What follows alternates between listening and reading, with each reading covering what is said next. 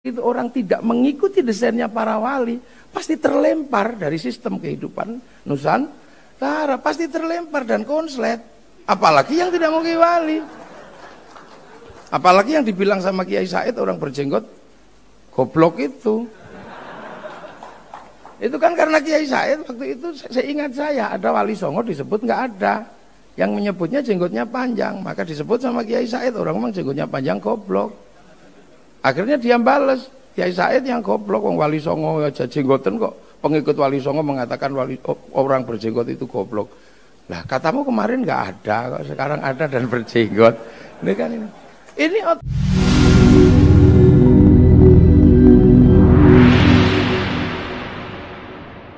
Nusantara dan Islam ini kan sama-sama barang jadi sudah. Nusantara itu sudah jadi semenjak belum kedatangan Islam. Sudah lengkap. Jadi Nusantara ini bukan barang baru, lengkap sudah. Agama ada, politik ada, ekonomi ada, multikultural juga ada, multiras juga ada. Jadi waja'alnakum syu'uban wa qabaila lita'arafu sudah ada di Indonesia. Paling semuanya lengkap di sini. Nah, Islam itu juga sudah barang jadi. Islam bukan sesuatu yang baru trial and error, sudah jadi. Sudah al-yauma akmaltu lakum dinakum wa atmamtu ni'mati 'alaikum wa raditu lakumul Islam madinah. Sudah jadi. Terus ketemu. Kita nggak bisa bayangkan tukang modifikasi yang kalau nggak canggih mempertemukan mobil jadi sama mobil jadi itu susah. Kalau mobil mogok sama mesin jadi gampang. Ini barang jadi ketemu barang jadi. Makanya kita bersyukur yang datang ke sini itu kelasnya wali. Bukan kelasnya ulama biasa, wali yang datang itu. Yang konsultannya itu bukan dikatakan oleh Profesor Nasaruddin Umam, yang konsultannya itu bukan semata-mata teks. Konsultannya itu barang gaib semua. Dia kan wali. Makanya disebut Wali Songo apa? Konsultannya wali. Wali itu siapa? Innalladzina qalu rabbuna Allah tsumma istaqamu tatanazzalu alaihimul malaikah. Wali semua. Makanya sistem kreasi di Indonesia itu out of the box. Keluar dari satu kelaziman yang ada. Tiba-tiba seorang alim datang ke sini disamakan sama kebu, itu kan nggak masuk akal. Karena namanya tiba-tiba kiai. Yang di situ ada kebu Kiai Slamet, ada tombak Kiai Pleret, ada Kiai Semar, baru ada Kiai Haji.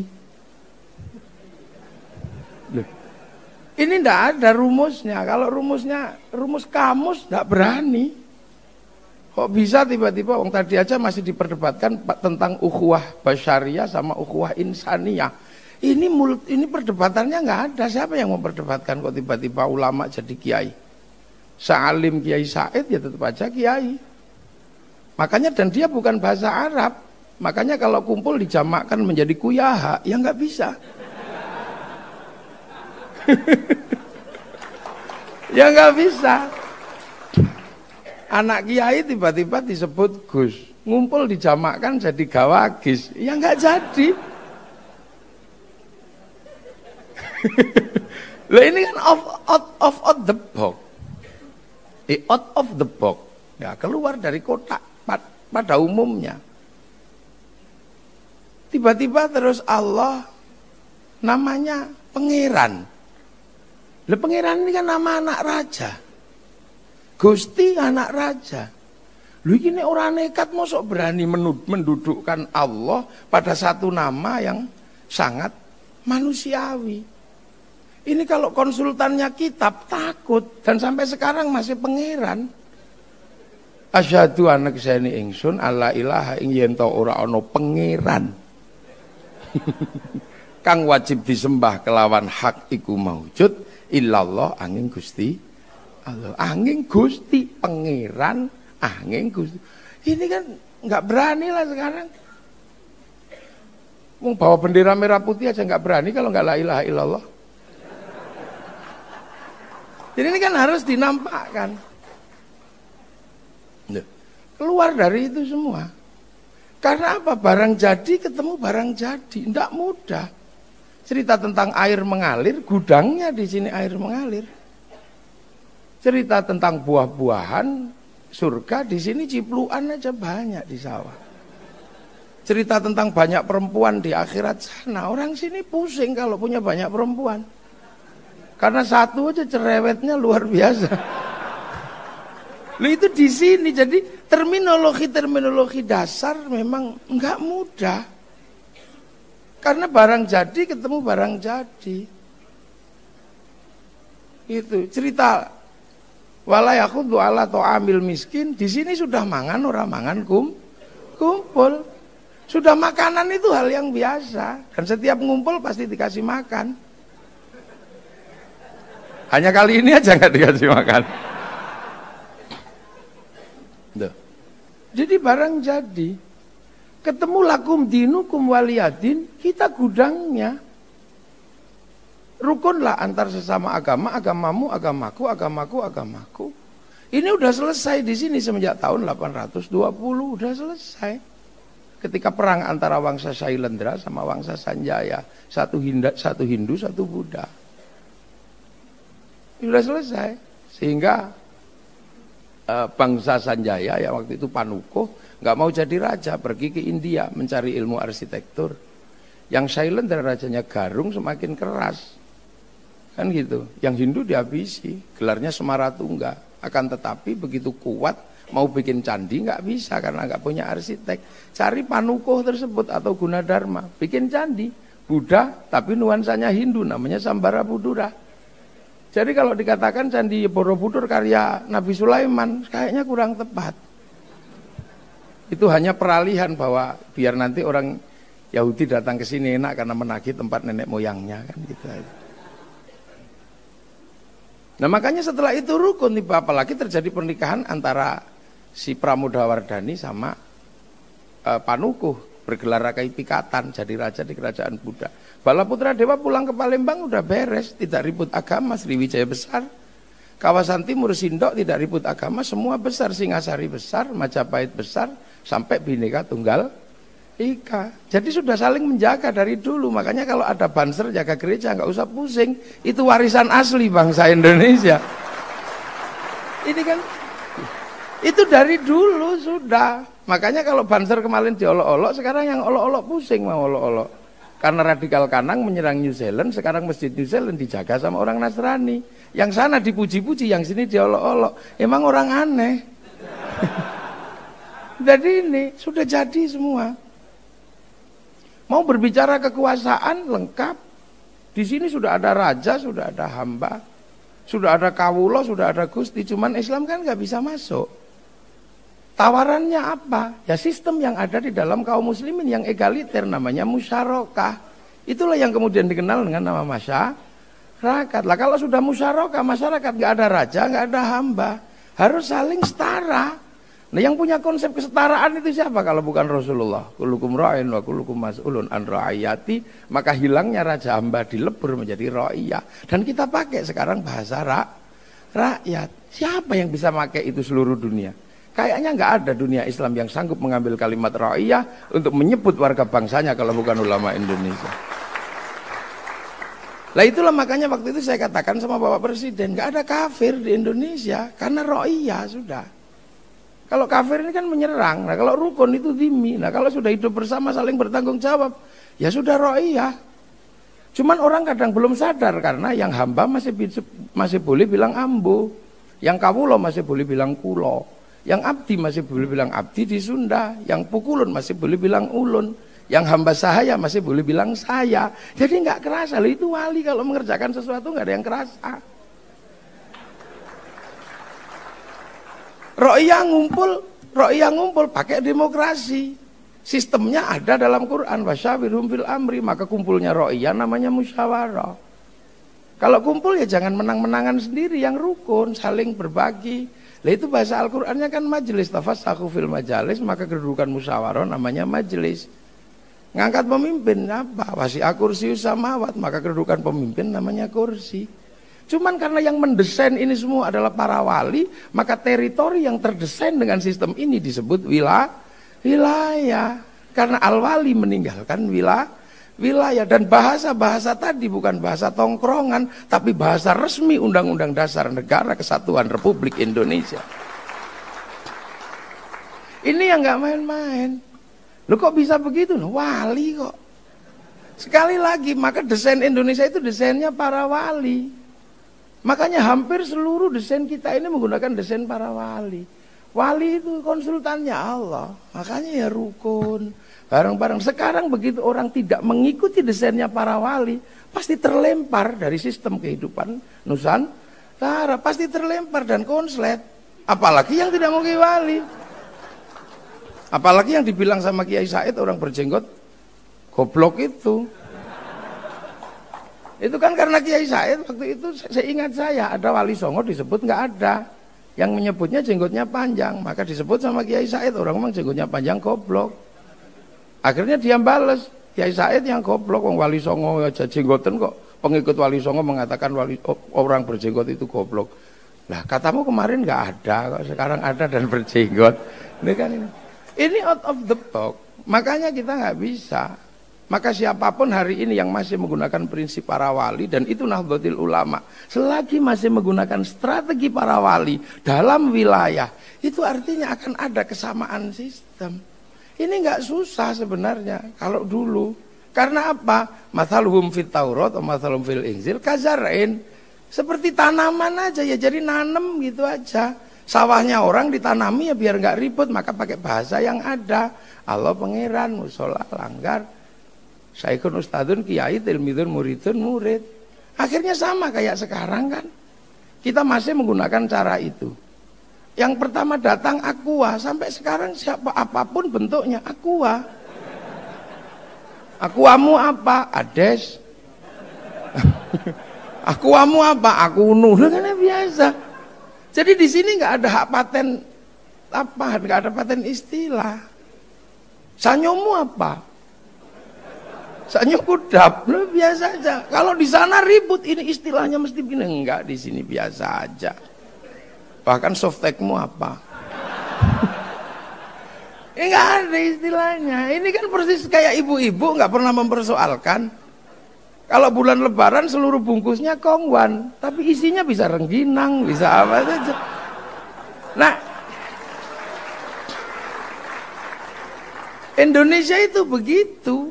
Indonesia itu begitu. Jadi, nah sekarang yang berbicara tentang itu tinggal NU. Makanya NU kalau sudah berbicara wilayah, nggak ada ampun. Nggak ada ampun. Yai Hashim kalau sudah berbicara wilayah, kerjasama dengan Jepang pun ditempuh. Dibully, pasti dibully. Mau kerjasama dengan penjajah datang. Tapi nggak ada yang nyangka, habis kerjasama, tanggal 13-14 Hiroshima Nagasaki dihancurkan sama sekutu. Powerless, tidak ada kekuasaan. Karena tidak ada kekuasaan, maka masuknya Kiai Hashim ke Jepang, ke dalam Sumubu, menjadi embrio Dokuretsu Zumbi Tushakai, Dokuretsu Zumbi Inkai, yang difasilitasi oleh Tezimaeda, Panglima Perang Jepang yang ada di Indonesia. Baru orang mengatakan, oh bener. Begitu jadi Indonesia, semua rebutan. Ada yang menanamkan 7 kata dengan kewajiban menjalankan syariat Islam bagi pemeluknya. NU duluan menghapus itu. Makanya ada kelompok yang mengatakan negeri ini negeri tauhid. Maka ketika suku datang mereka berlepas tangan. Akan tetapi Kiai Hashim bertanggung jawab bikin resolusi jihad. Dan di Surabaya lah, maka pertarungan itu ada. Karena yang lain dilepas. Kemudian kelompok ini masuk lagi, membuat kekuatan baru lagi karena menganggap negeri ini negeri tauhid. Akhirnya apa yang terjadi? Kiai Wahab keluar dari Masyumi. Bulinya kayak apa waktu itu kalau kita ingat pasti. Saya kemarin waktu ngaji di Haflah Lirboyo diceritani sama Mbah War. Mbah War mengatakan tahun segitu Banser diolo-olo itu kupluknya Kiai Wahab itu bukaan itu, ubel-ubelnya itu. Kupluknya pasti gambar Palu Arit katanya. Tahun segitu bulinya luar biasa. Tapi begitu 65 semua tahu bahwa NU tidak kemana-mana. Tapi demi apa? Demi bangsa dan negara. Lah sudah seperti itu. Itu citaannya, jadi citaan NU itu sudah citaan wilayah, karena yang paling bertanggung jawab sekarang adalah NU, mengatakan bahwa kami penerus para wali. Jadi ini tidak bisa dipahami sebagai sebuah teks-teks yang sederhana, karena wali mengembangkan ilmunya. Nah, mathaluhum fit Taurat wa mathaluhum fil Injil kazar in akhraja syat'ahu fa'azarahu fastaqladha fastawa ala suqi yujibu zura al yaqidu bimul kufar. Udah jadi, udah tumbuh betul Islam. Cuman yang baru datang ini kan lupa. Karena dia baru datang, baru berpegang pada waqafa billahi syahida Muhammadur Rasulullah walladzina ma'ahu asyidda'u alal kufar, baru di wilayah itu. Rohama ubainahum tarahum ruka'an sujjada yabtaguna fadlan minallah wa ridwanan simahum fi wujuhihim min athari sujud. Lagi di situ. Sementara para wali sudah mathaluhum fit Taurat wa mathaluhum fil Injil. Ini adalah jet lag gitu kan. Terjadi missing link, ada mata rantai yang hilang. Loh, ini aja. Jadi tugas kita sebenarnya adalah bukan untuk nabrak apa-apa, rawat aja apa yang ada. Nanti toh semuanya akan mengerti bahasa santri sekarang udah mulai mengerti kok.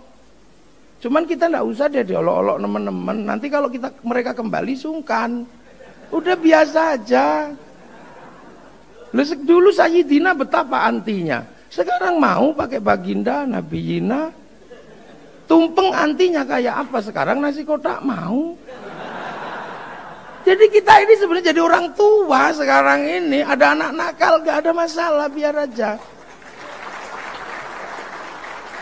Suwo, betapa antinya suwo. Sekarang mau, tapi rukyah. Alat musik gak mau, sekarang pakai mulut mau. Tum. Tapi itu makanya kan sekarang banyak, mari kembali kepada Quran dan Sunnah. Kalau saya jawab ya kembalilah, karena kamu pernah pergi. Aku ini belum pernah kemana-mana. Aku belum kemana-mana, aku masih seperti yang dulu. Loh, ini NU, jadi NU ini orang tua karena penerus para wali. Ndak usah kagetan yang begitu-begitu. Wong itu anak-anak baru belajar. Kan baru belajar, udah biarin aja nggak apa-apa, baru belajar. Namanya juga baru belajar ya, kita pahamilah. Walaupun keliru kafaro yukafiru kufron, nggak apa-apa. Orang biasa aja, kasihan. Yang jembar, karena nanti akan kembali menjadi bangsa. Ini apa? Sahabat mana tadi? Oh, ini sahabat Burhani ini. Isam Burhani ya. Siapa namanya? Najib Burhani. Nama Muhammadiyah susah diingat orang NU. Nah, iya kan di Muhammadiyah sendiri dulu kayak apa kerasnya, sekarang sudah mulai melunak. Sudah sama melunak. Sama, dan NU masih seperti yang dulu. Belum pernah berubah. Hanya malam hari ini berubah. Nggak ada asap rokok. Iya, hanya malam ini. Jadi NU ini orang tua nggak apa-apa, sudahlah diolok-olok nggak apa-apa. Karena ini kan sedang ada pola yang dikenal dengan nama social engineering dan political engineering. Ada rekayasa sosial besar. Kalau kita mau nanam baru kan mesti dibalik dulu tanahnya, cangkul dibalik, singkal dibalik. Makanya sekarang ada yang Islam semua sama karena memang ada yang mau nanam baru, nggak apa-apa. Ini kan ada yang mau nanam baru setelah gagal nanam di Suriah, gagal nanam di Mesir, gagal nanam di Palestina, gagal nanam di Eropa, gagal nanam di Afghanistan, mau nanam ke sini. Cuman telat, sawahnya udah sawah kita. Kan mau nanam. Kita masih lengkap, mau masak, masih daging, masih apa ada. Yang sekarang kan rata-rata mau masak sudah nggak ada daging, nggak ada apa, karena dibid'ahkan semua. Jadi ibarat orang masak kan tinggal tulang. Maka kelompok yang masakannya tinggal tulang, lah ini kan micinnya aja yang digedein. Biar baunya sedap. Nah ini kan mau kesini semua. Lah kesini berbicara tentang kekuatan Islam itu beginilah, Islam illa biquwwatin wala quwwata illa bijama'atin wala jama'ata illa biimaratin wala imarata illa bita'atin la ta'ata illa fi ta'atillah. Kan semua sedang begitu. Islam kuat kalau ada jam'iyah. Kita sudah punya. Jam'iyah dengan imarah kita sudah punya dari PB sampai PC. Imarah bitta'ah kita sudah punya ketaatan. Walaupun Kiai Said disia-siakan, kita tetap taat. Bita'atin kita masih punya. La ta'ata illa fi ta'atillah. Taat itu hanya kepada Allah. Maka ini harus diruntuhkan, atasnya dulu makan tumpeng. Ketaatan kepada Allah dimakan dulu. Bahwa kita nggak taat karena ahlul bid'ah, ahlul taghut, kan runtuh dari atas dulu gitu. Kita goyang. Nanti kalau ketaatan ini sudah dimakan, baru kemudian imarohnya diajar. Yai Master di liberalkannya berapa puluh tahun, masih saja sehat. Ini eranya kepemimpinan diajar. Karena masyarakat kalau sudah tanpa pemimpin, ini tanpa ketaatan. Nah kalau sudah tanpa pemimpin, tanpa ketaatan, jam'iyahnya diruntuhkan. Sehingga mereka bisa nanam jam'iyah baru. Kan itu aja teorinya, itu namanya political engineering.